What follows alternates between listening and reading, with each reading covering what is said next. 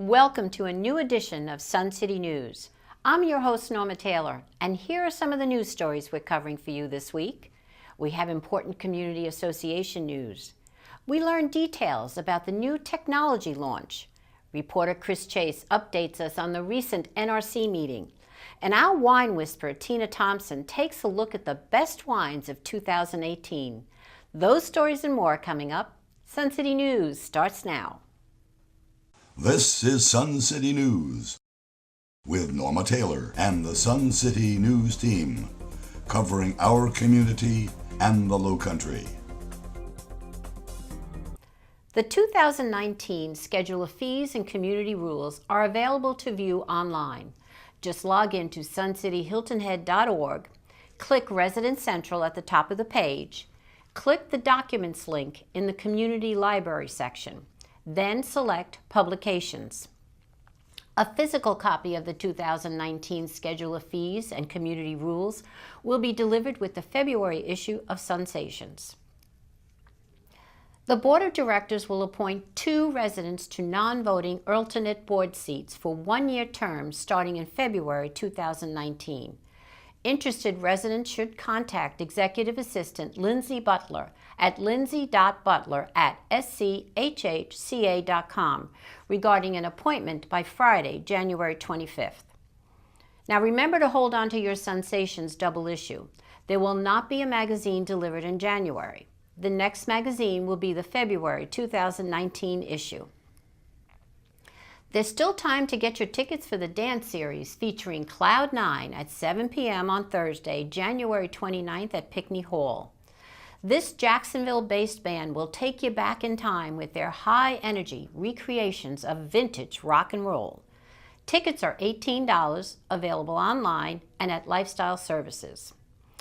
For more information about these events and other community activities, check your email inbox for eNews Weekly or log on to suncityhiltonhead.org.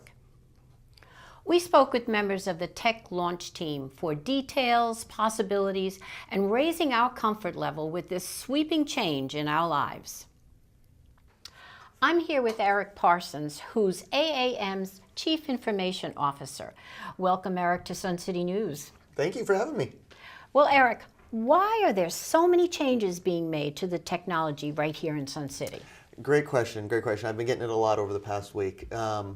And it gets down to the fact that there was an audit done in 2014 by an outside group that came and gave the board some recommendations. We came in, I didn't know about this audit, and we did an audit ourselves, a full analysis in 2016. We came to the same conclusion. And that was, Sun City is a big organization. It needs to be run like a business, and its IT should be the same way that a business would run their IT. And so that means all of the software should be supportable. All the software should be backed by a stable organization, so that way they get updates and stay secure, and you're not held accountable to a single person.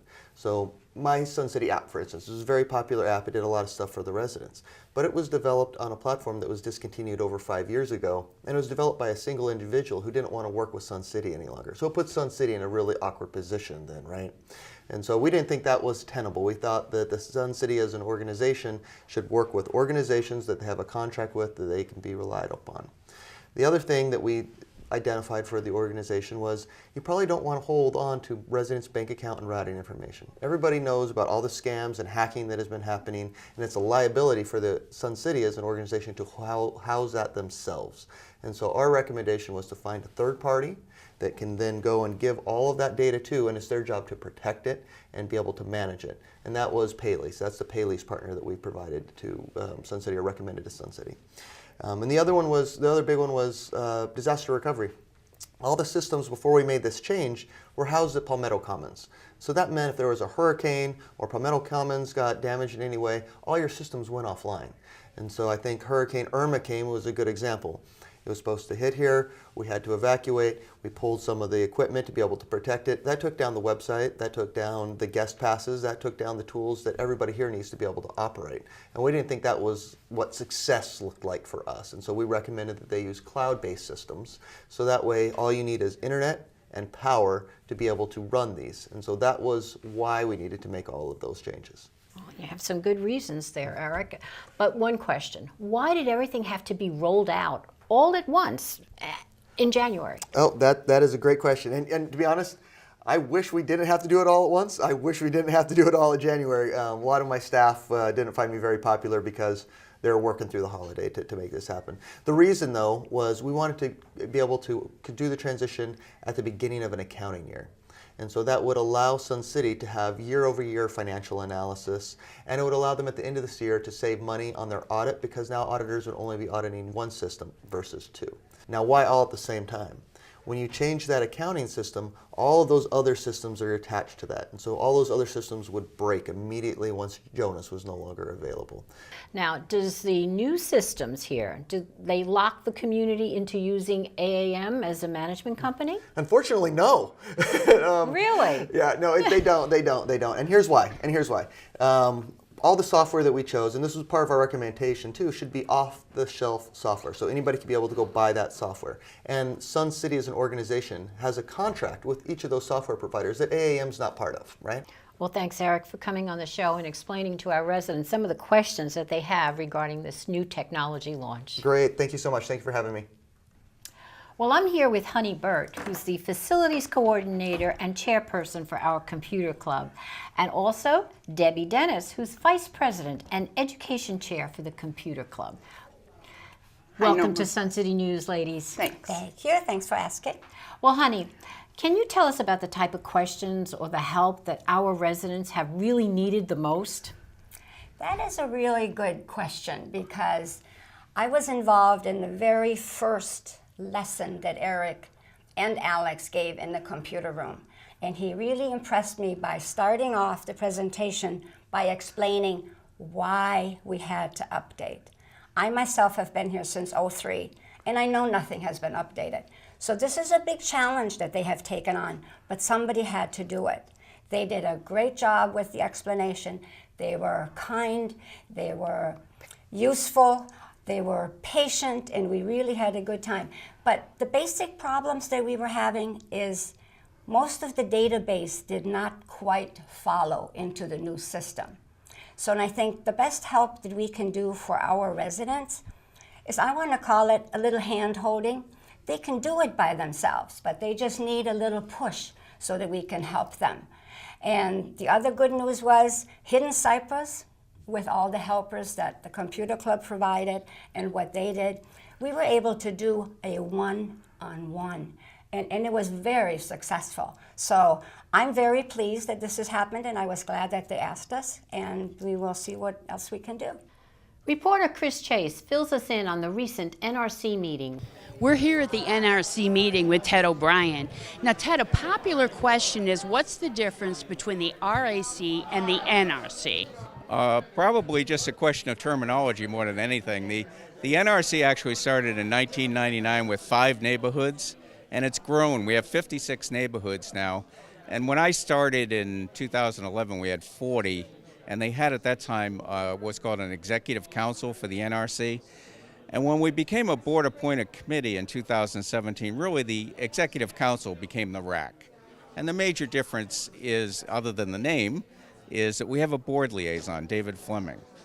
And that has really helped us a lot, I think, because David comes to our meetings and we get to discuss a lot of issues that affect residents and the neighborhoods more in depth at the RAC meetings than we're able to here. And Doug Jones is going to give us some updates.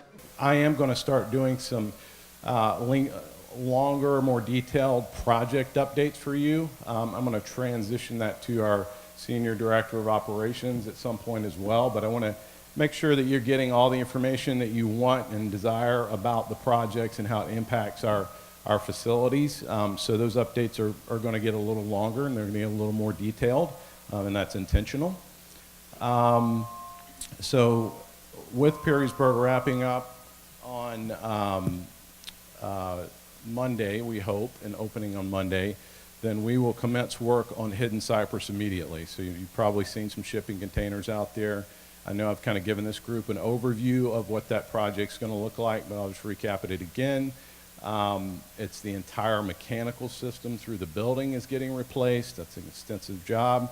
It's everything from the doors behind the bar to the pool inside the building is getting redone completely. So new walls, new floors, new ceilings, new mechanical. We did have some success with the county as far as being able to phase that project.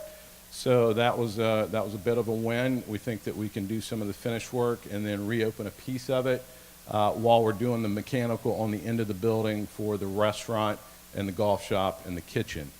When we come back, our wine whisperer Tina Thompson reviews the top wines of 2018. Chris Chase shares some First Friday news from Jasper County. We'll be right back after these important messages.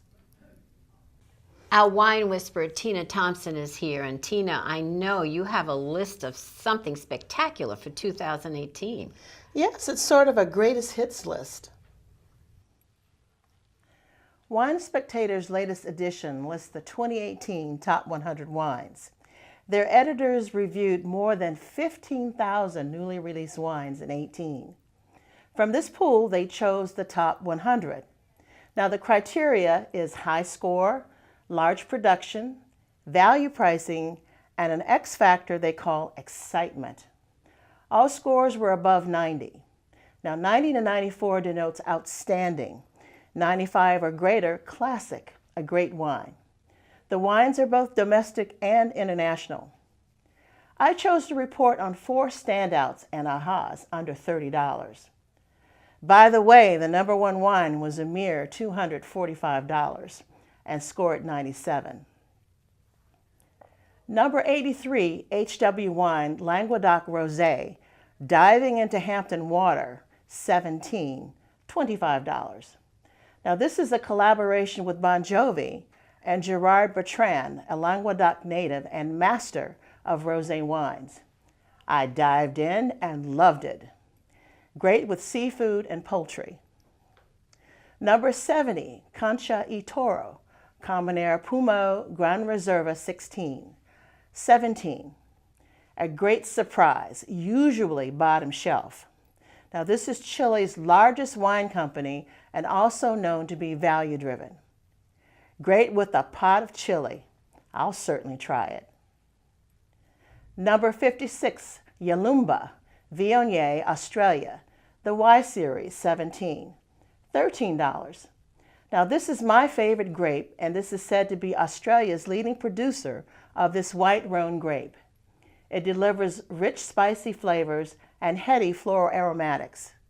Pair with a variety of fish and seafood. Number 39, Patricia Green, Pinot Noir Willamette Valley Reserve 16, $27. Green is said to be a shock to the Oregon wine community, a free spirit. You go, girl. I'd match this with the sundry of pasta dishes or beef bourguignon.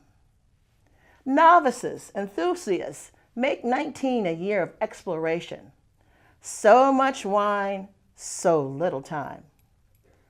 Thanks for watching. I'm Tina Thompson. Reporter Chris Chase is on top of any stories coming out of the First Friday meetings in Hardeeville. Well, first of all, David, I'd like to congratulate you on being reelected. Thank you. We're very happy about that. Thank you. I'm really proud of Sun City. We had 73% turnout in Sun City for voters. That's phenomenal. It is. Now, let's get to it. Yeah. There's some recreation center talk now. What's that about, and who can use this? Yeah. Well, across from where Royal Live Oaks Academy is building on John Smith Road, in the woods, it's not been cleared yet, not even been started, we will have a pretty large recreation center, which will house not only basketball courts, but athletic equipment, just like we have at amenities here, but classrooms we hope to share with the Boys and Girls Club. The YMCA will come and do programs, so it's going to be a pretty big event. What are we going to do about calming down Argent Boulevard? Well, that's good. You want to stand out? You don't want to stand out in the middle of the road and do that. Our police chief is definitely concerned with calming it down. We're trying to see if we can lower the speed limit. But if you see the presence of police cars on that area, on that road, I mean, don't be surprised. The police cars will tend to slow traffic down, and the blue lights will slow them down even more. That's very true. Now, besides cars, how about bikes? You're going to have a bike trail? Yeah, we about a year and a half ago, we got together with a group to propose a bike trail, and you can see that information on our website, hardeevillesc.gov. Now, this is going to connect with the East Coast, what do you call it, East Coast Bikeway? No, I can't remember the name of it. Yeah, but it's up and down the East Coast, and it comes right through Hardyville.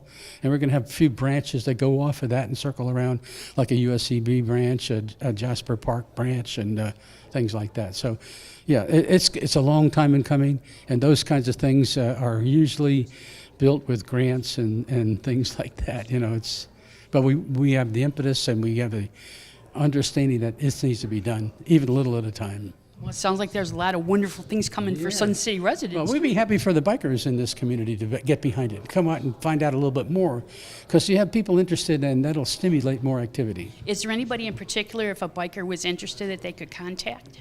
Well, everybody should probably go through the City Hall.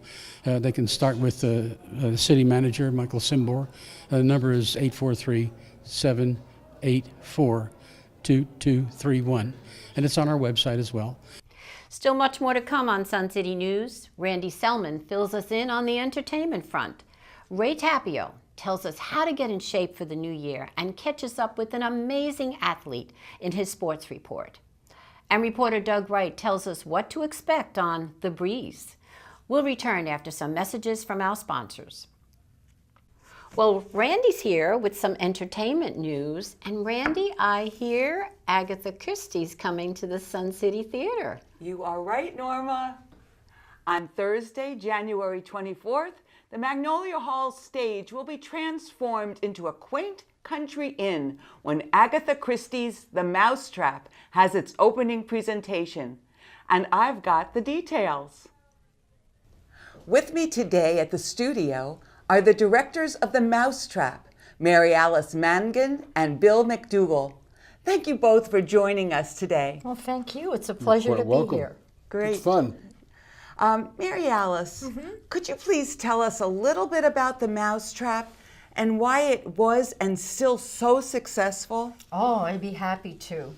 The Mousetrap encompasses life. It involves jealousy, it involves happiness, it involves suspicion. People get suspicious of someone that is different from they are. And murder. And murder, thank you. And murder, and it just appeals, and the audience can actually be armchair detectives in this one. Wow. Bill, explain about some of the characters and how the actors encompass their roles. Okay. I would guess the most fun I had with this show so far, anyway, is the fact that I had a lot to do with rewriting the show, making it American, taking the English idiom out of the speech, the Agatha Christie idioms, and making it hopefully an American play. Mainly because we didn't want to have to deal with English accents. I was going to ask you about that. Yeah. At any rate, the characters are really kind of interesting.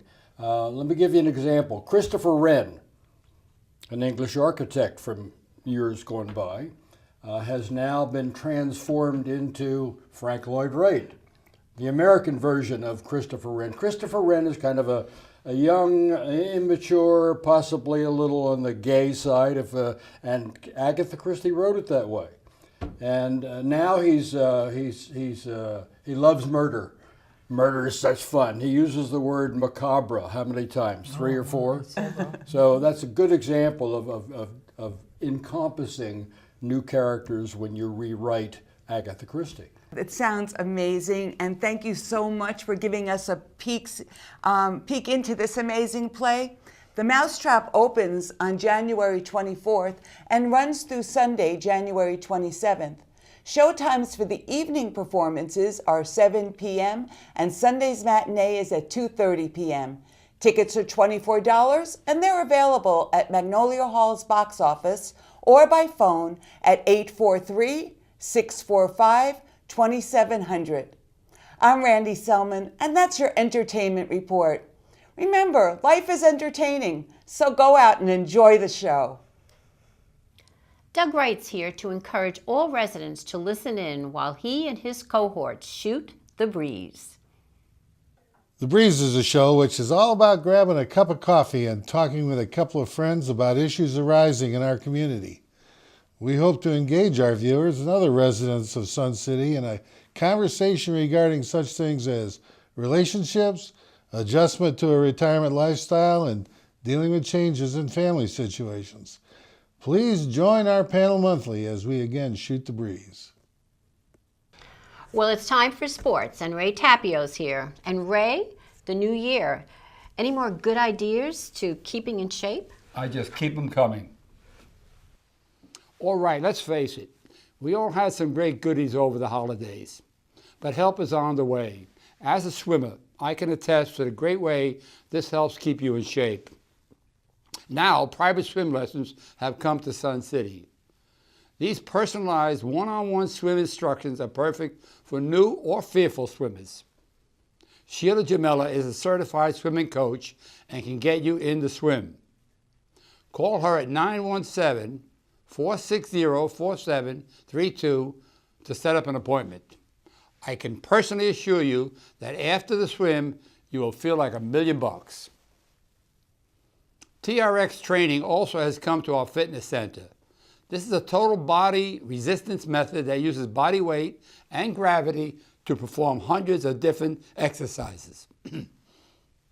Contact Assistant Health and Wellness Director Ryan Jensen at the fitness center. Ryan has been here in Sun City for many years and is certified with the American Fitness Professional Associates. Okay, here is the proof of the pudding. Sun City resident Lynn Shepard, at age 67, was feeling a bit out of shape. Lynn started walking, then jogging, and then tried some local races. Winning a few medals, she was invigorated. Her goal was, by age 72, to win 72 medals. But before age 72, she far surpassed this amount of medals. On the rack with some of Lynn's medals, I noticed a sign that states, "The only way to define your limits is by going beyond them." Ray Tapio, Sun City Sports. Well, that's the end of our show, so thanks for watching. We invite you to check out Sun City TV's weekly program schedule in Sensations magazine. And now check highlights and alerts on Twitter at SunCityTVHHI. Also, email us at suncitytvhh@gmail.com. And make sure you tune in next week to find out all the news that's happening in our community. In the meantime, I hope your week is full of only good news.